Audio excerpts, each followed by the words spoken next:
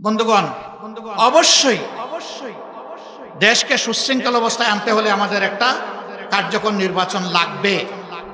সেই নির্বাচনটা আমরা আশা করছি আগামী বছরের প্রথম দিকে ইনশাল্লাহ অনুষ্ঠিত হবে। কিন্তু সেই নির্বাচনটা কেমন চাই? আমাদের স্পষ্ট বক্তব্য, অতীতের বস্তা পচায় ধারায় নতুন কোনো নির্বাচন চাই না, এবং এমন কোনো নির্বাচন আমরা মেনেও নেব না। এই নির্বাচন হতে হবে স্বচ্ছ, এই নির্বাচন হতে হবে সকলের জন্য লেভেল প্লেইং ফিল্ডের উপরে, সমতল মাঠ নিশ্চিত করতে হবে, প্রশাসনকে নিরপেক্ষ করতে হবে, কোনো মাস্তানতন্ত্র চলবে না, কালো টাকার খেলা মানব না। এগুলা নিশ্চিত করে আগামী বছরের প্রথম অংশেই নির্বাচন দিতে হবে। নির্বাচন বিলম্বিত হলে কিছু জটিলতা সৃষ্টি হবে, বুঝ আমাদের আছে, কিন্তু আমরা কোনো প্রিম্যাচিওর ডেলিভারি চাচ্ছি না। বাচ্চা 10 মাস 10 দিনে যে বাচ্চা জন্ম নেয়, সেই বাচ্চা স্বাভাবিকভাবেই সুস্থ সবল থাকে। 6 মাসের মাথায় বাচ্চা জন্ম নেয়, তাকে ইনকিউবেটরে রাখতে হয়, ওই বাচ্চা সারা জীবন দুর্বল থাকে। আমরা এরকম কোনো দুর্বল নির্বাচন এবং দুর্বল গণতন্ত্র চাই না। আমরা গণতন্ত্র এবং নির্বাচনকে তার মজবুত পিলারের উপর দেখতে চাই। আমরা সংস্কারের কথা বলেছি, অবশ্যই সংস্কার করতে হবে। আমরা স্থানীয় সরকার নির্বাচনের কথা বলেছি দুর্ভোগ কমানোর জন্য, এটা একটা নির্বাচন। বহু জায়গায় এখন স্থানীয় সরকারের কোনো প্রতিনিধি নাই, জনগণের সাফারিং হচ্ছে। এ কিসের রাজনীতি? জনগণকে আমি সাফারিং এর মধ্যে রেখে দেব? এই জন্য আমরা বলেছি যে আগে স্থানীয় সরকার নির্বাচন দিয়ে জনগণের সাফারিংটা দূর করে। আমরা প্রবাসীদের ভোটাধিকার চেয়েছি। এই আন্দোলন, এই বিপ্লবে, এই অভ্যুত্থান আমরা একা করি নাই। আমাদের প্রবাসীরা সমান কৃতিত্বের দাবিদার। তাদের ভোটাধিকার কেন থাকবে না? তাদের ভোটাধিকার অবশ্যই নিশ্চিত করতে হবে। এই শহীদ জুলাই যোদ্ধাদের অনেকেই একেবারেই কেটে খাওয়া সাধারণ মানুষ ছিলেন। আপনারা দোয়া করবেন, তাদের শতাধিক পরিবারের দায়িত্ব একটা দিনী সংগঠন, রাজনৈতিক সংগঠন বাংলাদেশ জামাতে ইসলামী গ্রহণ করেছে। মাসের 1 তারিখ তাদের দেওয়া অ্যাকাউন্ট অনুযায়ী তাদের অভিভাবক জীবনে বেঁচে থাকা অবস্থায় যে রুজি হতো, তার চাইতে সামান্য আরো একটু যোগ করে তাদের অ্যাকাউন্টে 1 তারিখ সেটা পাঠিয়ে দেওয়া। পাঠিয়ে দিয়েও আমরা বসে থাকি না, আবার ফোন করে ফলো আপ নেই 1 তারিখে আপনাদের হাতে পৌঁছেছে কিনা।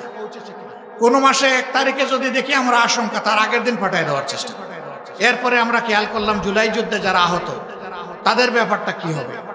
আমরা তাদের দিকে আমাদের সামর্থ্য অনুযায়ী চেষ্টা করেছি। এই জায়গায় লক্ষ্য করুন, আমরা বড় একটা সমাবেশ ঢাকায় চাইলে করতে পারতাম, কিন্তু আমরা করিনি। কারণ তখন মানুষকে দেখানো আমাদের কোনো উদ্দেশ্য ছিল না। এই বিপ্লবের ক্রেডিট দাবি করার কোনো উদ্দেশ্য আগেও ছিল না, এখনো নাই। আমরা গভীরভাবে বিশ্বাস করি এটি আল্লাহ তাআলার একান্ত মেহেরবানিতে এই পরিবর্তন হয়েছে। আর এর জমিনের দায়িত্ব এবং এই জমিনের কৃতিত্ব হচ্ছে বাংলাদেশের 18 কোটি মানুষের। আমরা এখানে কাউকে কোনো মাস্টার মাইন্ড মানি না, এবং নিজেদেরকেও মাস্টার মাইন্ড দাবি করি না। যদি একজনকে আমরা মাস্টার মাইন্ড বলি, তাহলে বাকি সবাইকে আন্ডারমাইন্ড করতে হয়। আমরা তা করব না। আমরা সবাইকে সম্মান করি। 10 মাসের শিশু কুলে নিয়ে যে মা উত্তরার রাস্তায় সেদিন নেমে পড়েছিলেন, তাকে থেকে শুরু করে 82 বছরের বৃদ্ধ পর্যন্ত রাস্তায় এসে যারা প্রতিবাদ করেছেন, এই লড়াইকে জোরদার করেছেন, ফ্যাসিবাদের পতন নিশ্চিত করেছেন, আমরা মনে করি তারা সকলেই মাস্টার নয়।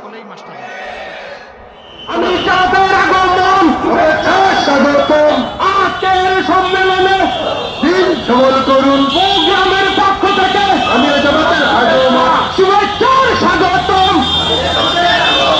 আমি জামাতের আগমন শুভেচ্ছার স্বাগতম। সেলিম ভাইয়ের পক্ষ থেকে শুভেচ্ছা, লাল গোলাপ শুভেচ্ছা। সংগ্রামে বিয়ানীবাজার বসে আপনারা দেখতে পাচ্ছেন ইতিমধ্যে আমাদের সমাজস্থলে এসে হাজির হচ্ছে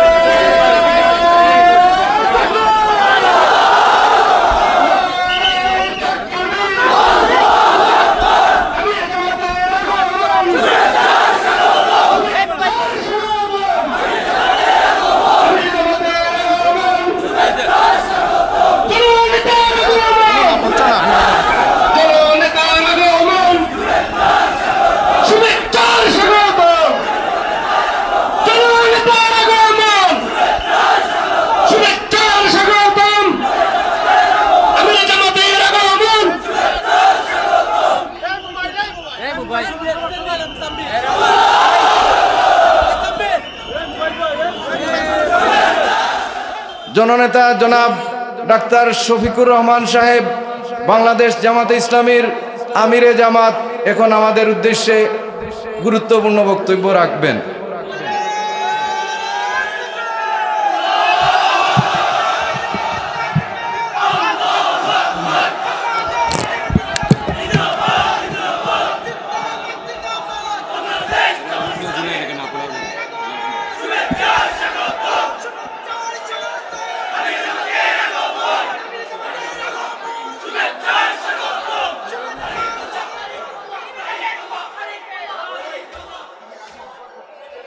আসসালামু আলাইকুম রহমতুল্লাহ। আপনারা সবাই ভালো আছেন? আমাদের সিলেটের সমাজে একটা বিষয় চালু আছে, জামাই যখন শ্বশুরবাড়ি এলাকায় যাবে তখন সবাইকে সালাম দিবে। আমি সেই সালাম দিইনি, আমি মুমিন মুসলমান হিসাবে সালাম দিয়েছি, আসসালামু আলাইকুম রহমতুল্লাহ। প্রথমটা শ্বশুরবাড়ির সালাম, দ্বিতীয়টা আমার নৈতিক দায়িত্বের সালাম। শুকুর আল্লাহ তাআলার, আজকের এই সমাবেশে তিনি আমাকে তৌফিক দিয়েছেন আপনাদের সামনে হাজির হওয়ার জন্য। বাংলাদেশ জামাত ইসলামী বিয়ানীবাজার উপজেলা শাখার উদ্যোগে আয়োজিত আজকের এই জনশক্তি এবং সুধী সমাবেশের সম্মানিত সভাপতি, মঞ্চে বসা বাংলাদেশ জামাত ইসলামের কেন্দ্রীয়, আঞ্চলিক এবং স্থানীয় নেতৃবৃন্দ, আমার সামনে উপস্থিত আমার কলিজার টুকরা প্রিয় সহকর্মী এবং সুধীবৃন্দ, জাতির বিবেক, সাংবাদিকবৃন্দ, প্রিয় বিয়ানীবাজারবাসী, আল্লাহ তাবারক ওয়া তাআলার অগণিত শুকরিয়া যে আল্লাহ রাব্বুল আলামিন বাংলাদেশের মতো একটি দেশ আমাদেরকে দান করেছেন। আলহামদুলিল্লাহ, বিপুল সম্ভাবনার একটি দেশ, বিপুল সংখ্যক জনগণের একটা দেশ, যেই দেশে বয়োবৃদ্ধ লোকের চাইতে যুবতীদের সংখ্যা বেশি। এইরকম ডাইনামিক পটেনশিয়াল ম্যান পাওয়ার বিশ্বের অনেক উন্নত দেশেও নেই। সম্প্রতি বিশ্বের দুইটি গুরুত্বপূর্ণ জায়গা আমার সফর করার সুযোগ হয়েছে। এপ্রিলে গিয়েছিলাম ইউরোপে, ইউরোপের রাজধানী বেলজিয়ামের ব্রাসেলস।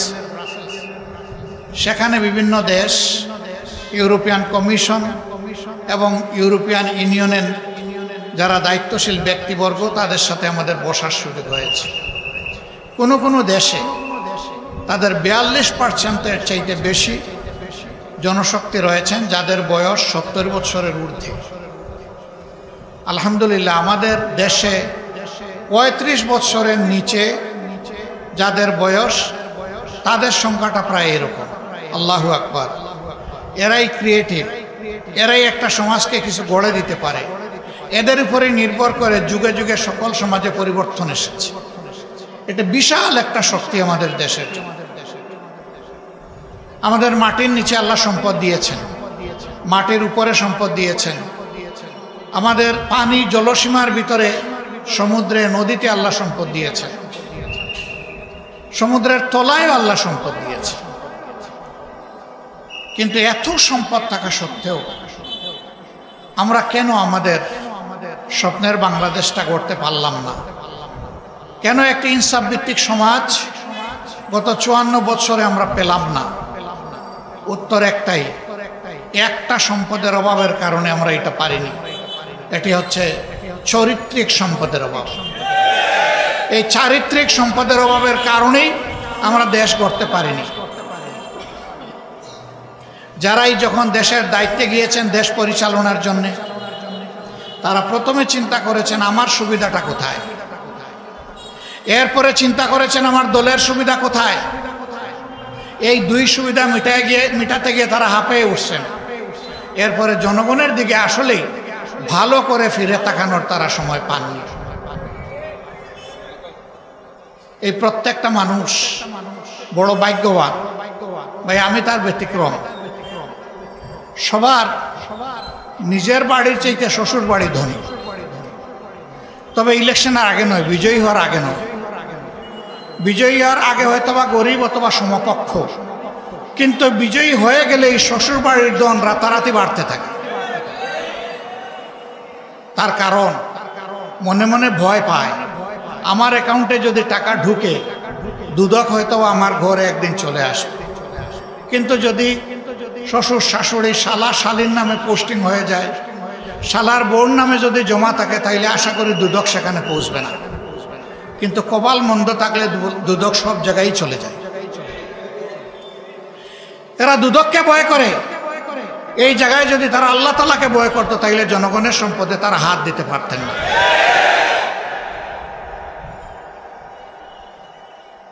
15.5 বছর এই দেশ থেকে বিপুল পরিমাণ অর্থ বিদেশে পাচার হয়েছে। বাংলাদেশ ব্যাংকের হিসাব মতো এর পরিমাণ হচ্ছে 26,58,000 কোটি টাকা। বাংলাদেশের বার্ষিক বাজেটের 5 গুণ।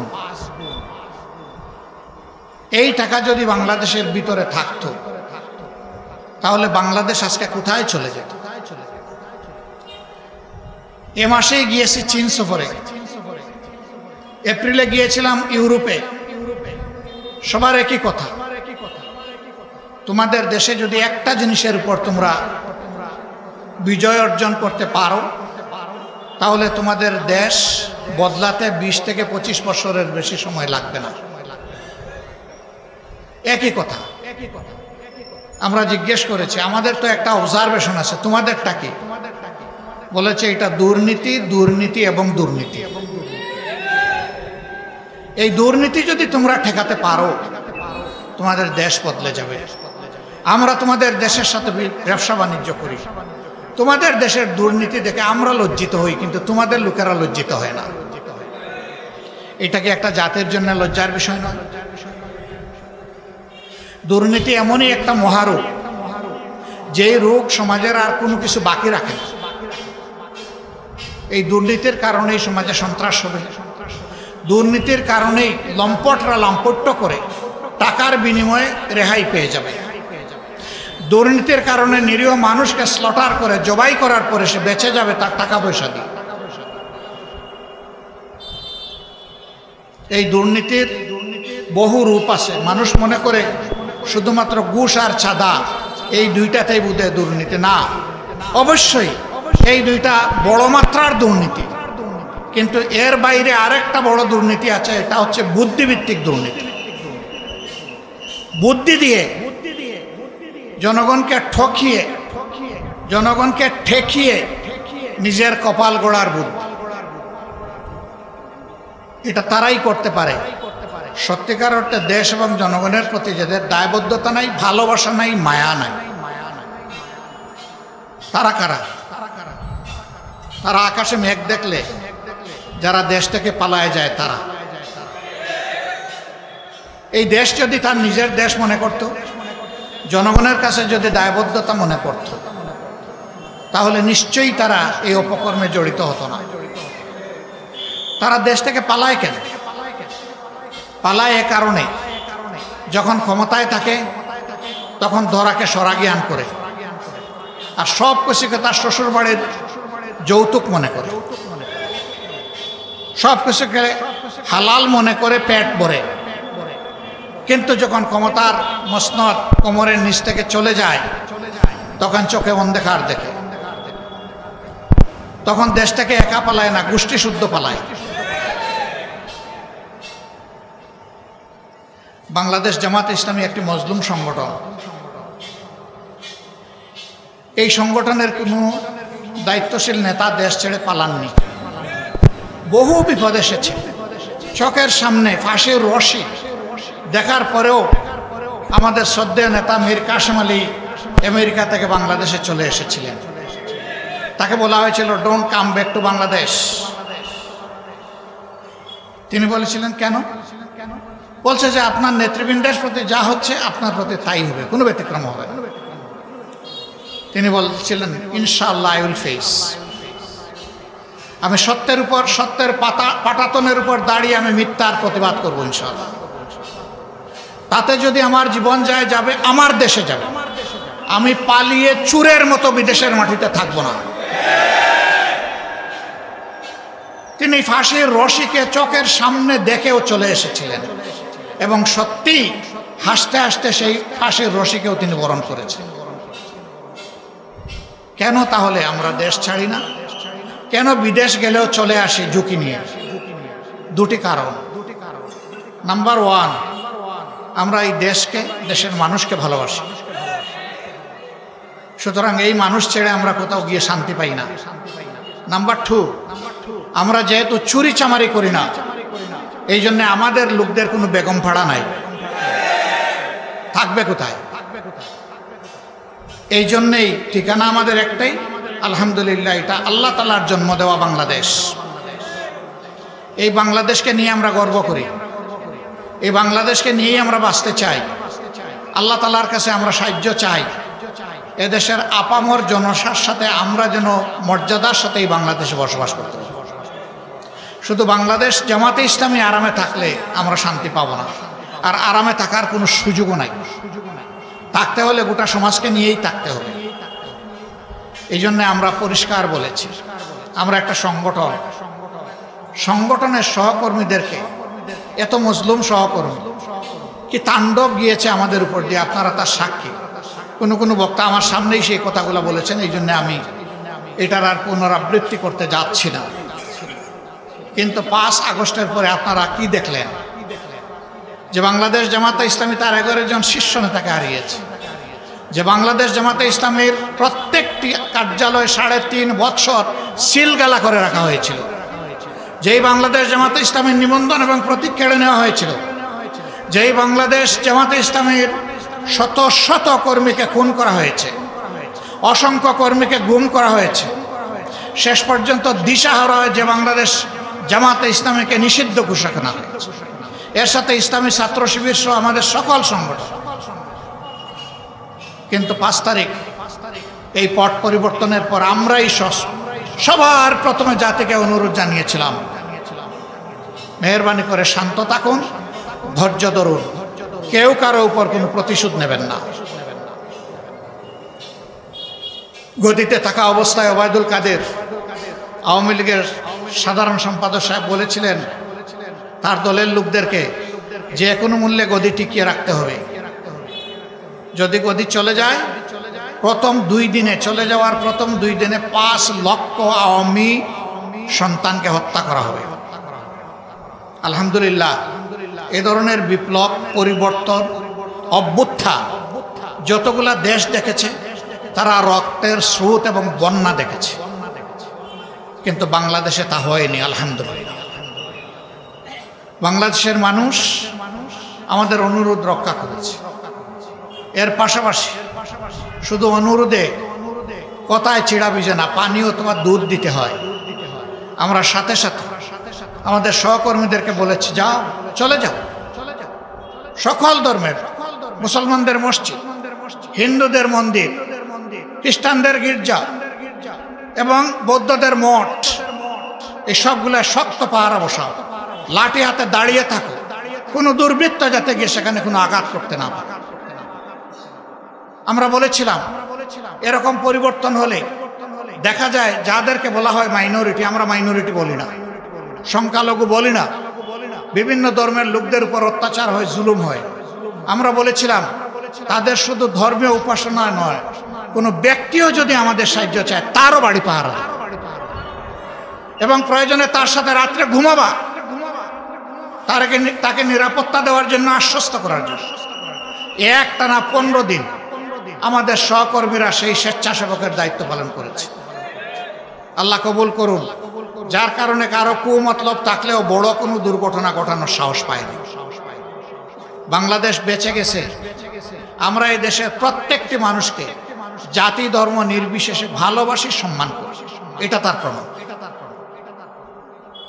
এরপরে বিভিন্ন ধর্মের নেতারা তাদেরকে নিয়ে বসেছে, তারা বলেছেন ইউ হ্যাভ ডান এনাফ, আপনারা আমাদের জন্য অনেক করেছেন, এখন আপনাদের ভলান্টিয়ারদেরকে বিশ্রামে নেন, আমরা তো চাইনি, তাও আপনারা এসেছেন। প্রয়োজন অনুভব করলে আমরা আপনাদের কাছে অবশ্যই যাব। আমরা কৃতজ্ঞ, আমরা আপনাদেরকে ধন্যবাদ জানাই। আমরা বলেছিলাম বক্তব্যের প্রথম অংশ ঠিক আছে, শেষটা মানলাম না। এখানে কৃতজ্ঞতার কিছু নেই, ধন্যবাদ জানানোরও কিছু নেই। এটি আমাদের নৈতিক দায়িত্ব ছিল। এই দায়িত্ব পালনে যদি আমাদের কোনো ভুল হয় আমাদেরকে ক্ষমা করবেন। তারা অনেকে কেঁদে দিয়েছে যে আমরা এতটা আপনাদের কাছে আশা করি। আমরা সরকারের সাথে এরপরে বসেছি, বলেছি তারা আমাদেরকে ক্লিয়ারেন্স দিয়েছেন, আমরা এখন ঘরে যেতে পারি, আপনারা কি বলেন? তারা একই কথা বলেছেন, হ্যাঁ আমরা দেখেছি, সরকার আপনাদের কাছে কৃতজ্ঞ। আমরা বলেছি না, এটি সরকারের দেশ নয়, এটি জনগণের দেশ। জনগণের পক্ষে জনগণ হয়ে আমরা দায়িত্ব পালন করেছি, অতএব এখানেও কৃতজ্ঞতার কিছু নেই, এটি আমাদের দায়িত্ব। সম্মানিত ভাইয়েরা, এরপরে এসেছে দুর্গাপূজা। আমরা সব জায়গায় বলে দিয়েছি, আগের মতোই যাও, তাদেরকে আশ্বস্ত করো, পাশে থাকো এবং শক্তি যোগাও, সাহস যোগাও। ইতিহাসের সবচেয়ে ভালো দুর্গাপূজা যেন তারা শান্তির সাথে এবার করতে পারে, তারা করুক, এটা তাদের ধর্ম, আমরা তো পূজা করব। তাদেরকে তাদের কাজ করতে দাও, নিরাপদে যাতে করতে পারে।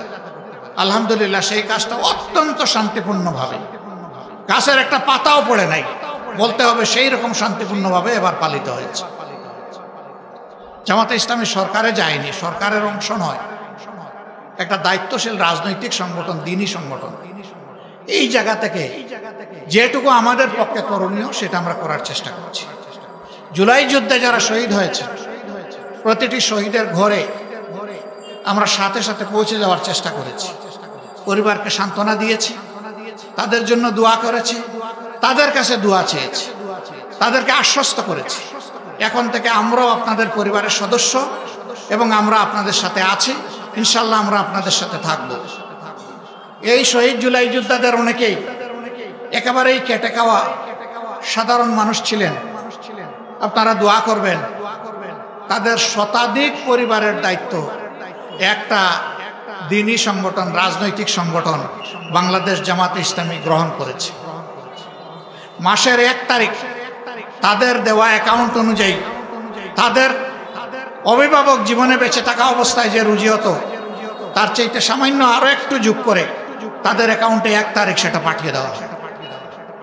পাঠিয়ে দিয়েও আমরা বসে থাকি না, আবার ফোন করে ফলো আপ নেই 1 তারিখে আপনাদের হাতে পৌঁছেছে কিনা। কোনো মাসে 1 তারিখে যদি দেখি আমরা আশঙ্কা, তার আগের দিন পাঠিয়ে দেওয়ার চেষ্টা করি। আমরা ধন্যবাদ জানাই আমাদের এই ভেঞ্চারে, এই আয়োজনে অনেকে এগিয়ে এসেছেন, এগিয়ে এসে বলেছেন আপনারা অনেক কিছু করছেন, এই পরিবারটা আমাকে দান করে দেন, তাদের দায়িত্ব আমি নেব।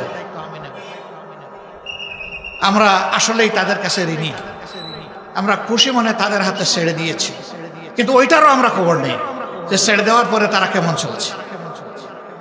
নারায়ণগঞ্জের সাইনবোর্ড এলাকায় সুমাইয়া নামের এক বোন, সে বারান্দায় দাঁড়িয়ে 4 তারিখ দৃশ্য দেখছিল কি হয়। ঠিক এই অবস্থায় আকাশ থেকে গুলি এসে তাকে এফুড় ওফুড় করে, কুলে 2.5 মাসের বাচ্চা ছিল, বাচ্চা ছিটকে পড়ে গেছে, মা সাথে সাথে দুনিয়া থেকে চলে গেছে। সুমাইয়ার মেয়ে সুবাইতা, আমি তাকে দেখে খুবই খারাপ লাগলো। আমি বললাম যে এই মেয়েটা আমাদেরকে দান করে দেন।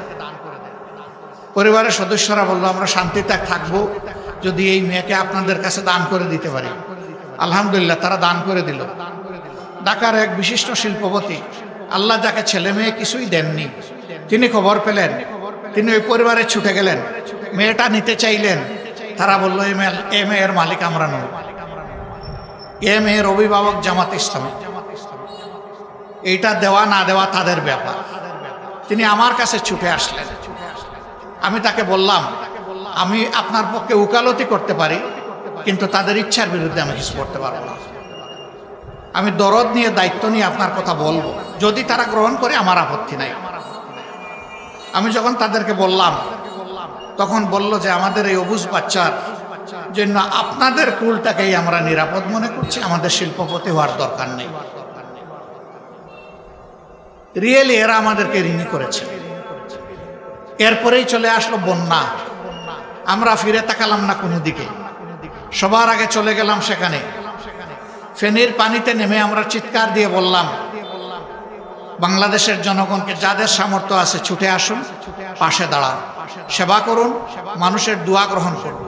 আলহামদুলিল্লাহ, শুধু আমাদের দাওয়াত থেকে সেটা আমি বলবো না, কিন্তু আমরা আওয়াজ দিয়েছি সবার আগে। মানুষ ঝাঁকে ঝাঁকে সেখানে গিয়ে পড়লো, আমরাও আমাদের সামর্থ্য অনুযায়ী মানুষের পাশে থাকলাম। এরপরে আমরা খেয়াল করলাম জুলাই যুদ্ধে যারা আহত তাদের ব্যাপারটা কি হবে। আমরা তাদের দিকে আমাদের সামর্থ্য অনুযায়ী চেষ্টা করেছি।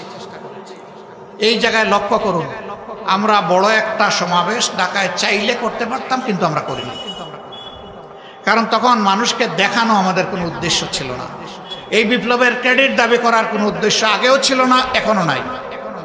আমরা গভীরভাবে বিশ্বাস করি এটি আল্লাহ তাআলার একান্ত মেহেরবানিতে এই পরিবর্তন হয়েছে।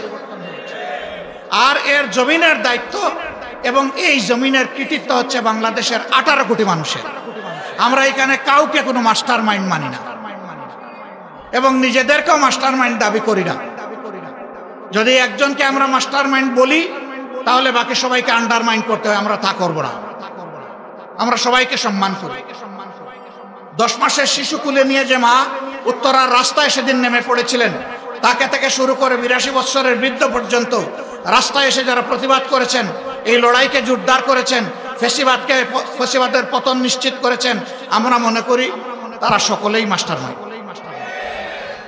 আমরা এভাবেই বাংলাদেশের জনগণকে অভিনন্দন জানাই।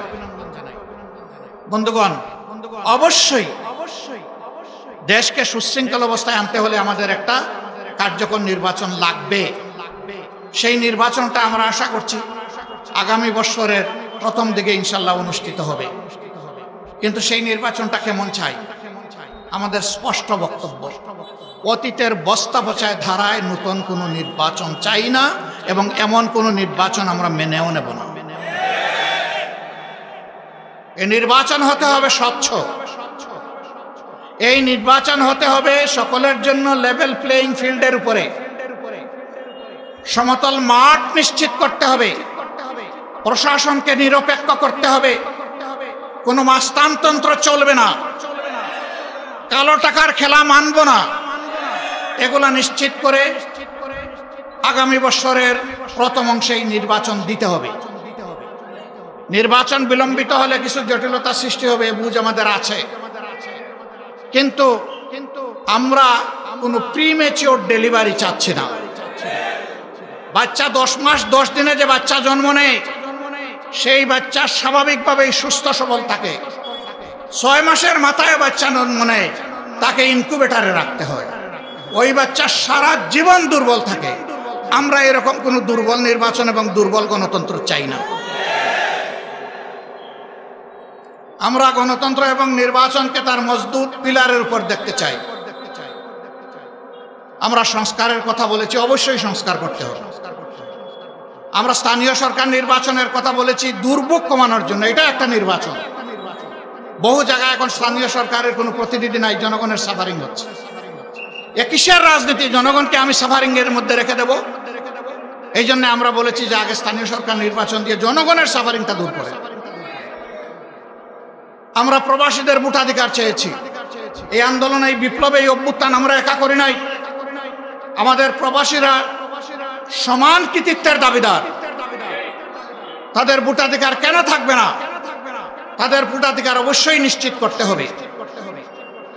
তাদের ভোটাধিকার শুধু নিশ্চিত করলে হবে না, তাদের ভোট প্রয়োগ নিশ্চিত করারও ব্যবস্থা করতে হবে। এগুলা কি আমাদের অন্যায় আবদার? এগুলো আমাদের যৌক্তিক দাবি। প্রবাসীরা হাজার ধরনের বিড়ম্বনার শিকার হন, তার মূল কারণ হচ্ছে তাদের ভোটাধিকার নাই। এই জন্য যারা সরকারে যায় তাদেরকে গুরুত্ব দেয় না। একটা জায়গায় খুব সুন্দর করে গুরুত্ব দেয়, সেই জায়গা হলো প্রবাসীরা আমাদের রিমিটেন্স যোদ্ধা। আর বিদেশে হালকা ওজনের বড় লাগেজ নিয়ে যাওয়া হয়, আসার সময় আলহামদুলিল্লাহ ভারী লাগেজ নিয়ে আসা হয়। এই জায়গায় খুব ভালো গুরুত্ব দেওয়া হয়। আমি ছোট্ট একটা মানুষ, সারা দুনিয়া ঘুরাই, ছোট্ট একটা লাগেজ নিয়ে যাই। নতুন জায়গায় গেলে বন্ধুরা বলে যে আপনার ট্যাগটা দেন। আমি কিসের ট্যাগ? বলে যে আপনার লাগেজ ট্যাগ। আমি বললাম ভাই আমি নিজেই লাগেজ। না দেন, আপনার কষ্ট হবে। আমি তাইলে এইটাই নেই, আর কোন লাগেজ নাই। আমি বলি এইটাই আমার জন্য যথেষ্ট। কেউ আমাকে একটা শার্ট দিতে চাইলে, একটা গেঞ্জি দিতে চাইলে, কোনো উপহার দিতে চাইলে আমি বলি আমার লাগেজ খুলে দেখেন, জায়গা থাকলে আপনি ঢুকাই দেন। আমার লাগেজে কোনো জায়গা নাই। আর আমি এইখানে সম্পদের বোঝা বাড়াতে আসিনি, আমি এসেছি আমার গুনার বোঝা কমাতে। আমি এসেছি আমার দেশ এবং জাতির পক্ষে কিছু দায়িত্ব পালন করতে। মেহরবানি করে এটা যারা পছন্দ করে তাদেরকে দিবেন, আমি এটার উপযুক্ত লোক নই। আমাদের এই প্রবাসীরা রাজনৈতিক নেতাদেরকে ওই সমস্ত দেশে গেলে কি পরিমাণ ভালোবাসে, এই রাজনৈতিক নেতারা যদি একবার বিবেক দিয়ে চিন্তা করতেন তাহলে তাদের এত বিড়ম্বনা পোহানোর কোনো প্রশ্নই উঠত না। বন্ধুরা, আমরা আপনাদেরকে জানাই দিচ্ছি আছি, এই দাবির পক্ষে আমরা মজবুতভাবে আছি এবং ইনশাআল্লাহ এই দাবি আপনাদের পক্ষে আমরা আদায় করে ছাড়বো ইনশাআল্লাহ। সম্মানিত ভাইরা, একটা দেশ, খুব বড় কিছু চাহিদা আমাদের নাই। আমাদের চাহিদা হচ্ছে সমাজের সকল মানুষ ন্যায় বিচার পাবে। আমাদের চাহিদা হচ্ছে সমাজে বৈষম্য থাকবে না। আমাদের চাহিদা হচ্ছে দুর্নীতির কোনো রেশও থাকতে দেওয়া হবে না, এমন একটা সমাজ আমরা চাই। ড্রেনের পানি দিয়ে 10 বার হাত পা ধুইলে নিয়ম মাফিক উজু হবে কেন? কারণ ড্রেনের পানি অপবিত্র। এই মানবিক, দুর্নীতিমুক্ত, ইনসাফ ভিত্তিক দেশ কেবল তারাই করতে পারবে যারা নিজেরা এর উপরে চর্চা করে। আমরা ওয়াদাবদ্ধ, আমরা সেইভাবেই আমাদের জনশক্তিকে গড়ে তুলেছি এবং আগামী ইনশাল্লাহ এইভাবেই আমরা দেশ করতে চাই। দেশের মানুষ আমাদের উপর আস্থা রাখলে আমরা তাদের আস্থার প্রতিদান জীবনের সব কিছুর বিনিময়ে দেওয়ার চেষ্টা করব ইনশাআল্লাহ।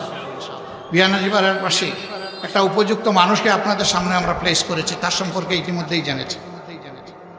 আমরা আশা করব বাংলাদেশকে স্বপ্নের বাংলাদেশ হিসেবে গড়ে তোলার জন্য আপনারা সবাই তার পাশে দাঁড়াবেন ইনশাআল্লাহ। এখানে যারা আছেন তারা ঘরে ঘরে আমার এই অনুরোধ, সালাম মেহেরবানি করে আপনারা পৌঁছে দেবেন। আপনাদের কাছে একটু ভালোবাসা সমর্থন চাই। আল্লাহ আমাদের সহায় হন। আসসালামু আলাইকুম ওয়া রাহমাতুল্লাহি ওয়া বারাকাতুহু।